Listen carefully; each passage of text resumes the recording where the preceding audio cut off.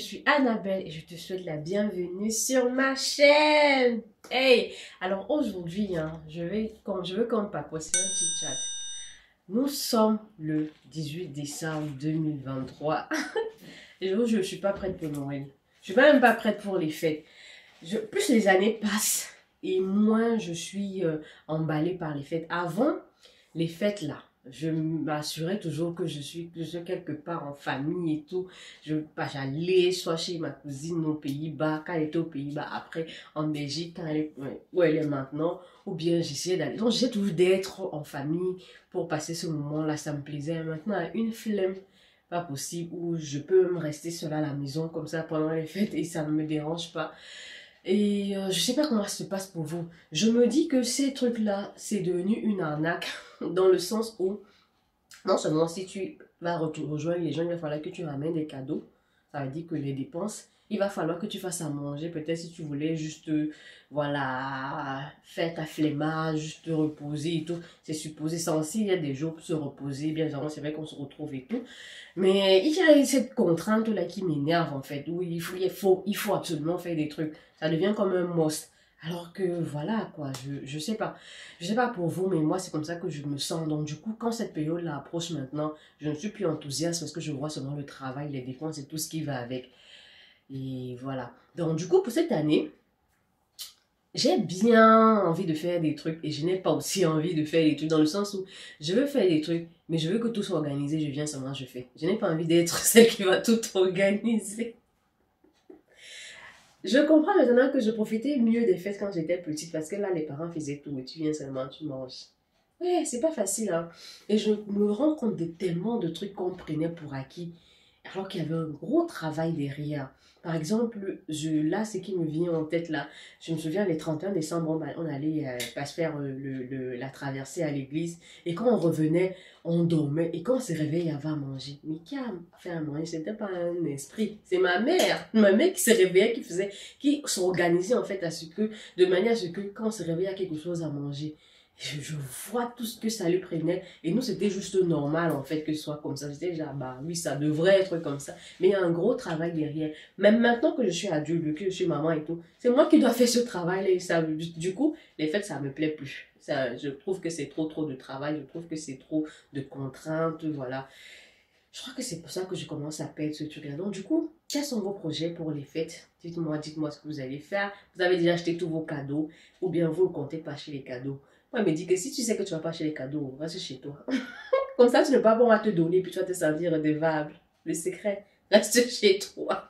Comme ça, tu ne déranges personne et personne ne te dérange. Mais, enfin, blague à part, c'est vraiment devenu un truc commercial. Au point où on oublie même, on se détache même en fait de l'objectif même qui était la célébration de la commémoration de la naissance de Jésus-Christ. Après, je sais qu'il y a tellement, il y a tellement de sujets de pensée, par ne venez pas tomber sous mes commentaires à me dire que, oh, qui vous a dit que Jésus était né le jour-là? Oh, on est pauvre. Je sais qu'il y a un groupe de chrétiens qui ne célèbrent pas ça, mais franchement, votre choix, moi, mon choix, c'est de célébrer la Noël parce que moi, je sais que c'est la commémoration de la naissance de Jésus-Christ. C'est comme son anniversaire, gars. Et comme je dis toujours, moi, tu me connais mon anniversaire là. Tu ne fais même m'envoies même pas de message, mais j'ai l'anniversaire, ça m'énerver. Donc, je me dis un peu que si j'étais Jésus-Christ, le 25 décembre, personne ne me souhaite un anniversaire, ça va m'énerver.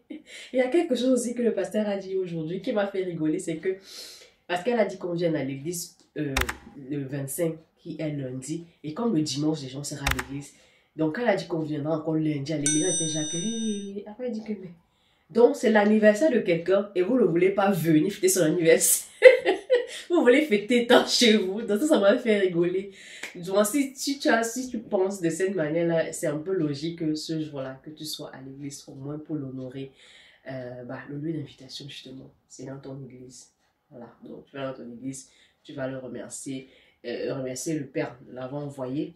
Et voilà, tu le célèbres dans ton offrande et puis tu rentres manger ton riz, ton poulet de Noël, ton jus, tout ce que vous allez manger. Voilà, donc c'est ça que je vais parler. Et également pour Noël, hein, bien évidemment, toujours le 31, je suis à l'église, vraiment, et pour la traversée. Donc, débuter les premières heures de l'année comme ça dans la maison du Père. S'il décide le jour là, que c'est le jour qui vient pour l'enlèvement, moi, je suis vrai. Après, c'est pas pour dire que c'est parce que tu es à l'église que tu vas aller pour l'enlèvement. Il faut que ta vie, en fait, et tous tes actes, en fait, suivent. Pour que tu puisses aller au lieu d'enlèvement. Donc, n'allez pas déformer mes propos en disant que c'est parce que tu seras à l'église le lieu d'enlèvement que tu vas partir. C'est pas ce que j'ai dit. Donc, voilà. Les fêtes cette année-ci, flemme. Pour moi, ce sera plus un moment de repos, un moment pour me ressourcer également. Et voilà, me préparer à la nouvelle année 2024. J'ai hâte d'y être. J'ai hâte d'y être et plein de projets également. Et ce que je n'ai pas pu achever cette année-ci, je vais et continuer l'année prochaine. Et puis voilà. Alors j'espère que cette mini vidéo t'a plu. Si c'est le cas, n'oublie pas de mettre un j'aime. Et aussi dis-moi en commentaire tes projets, tes plans pour ces fêtes de fin d'année. Alors déjà, je te souhaite de très bonnes fêtes de fin d'année. Je ne vais pas dire joyeux Noël parce que c'est qu'il y en a parmi vous qui me suivent, mes abonnés, qui ne fêtent pas Noël, peut-être parce qu'ils sont musulmans, parce qu'ils ne croient pas et tout. Donc, bonne fête de fin d'année pour Copeco. On se retrouve en 2024. Il y aura des petits vlogs, bien évidemment, mais sinon, en 2024. Bisous.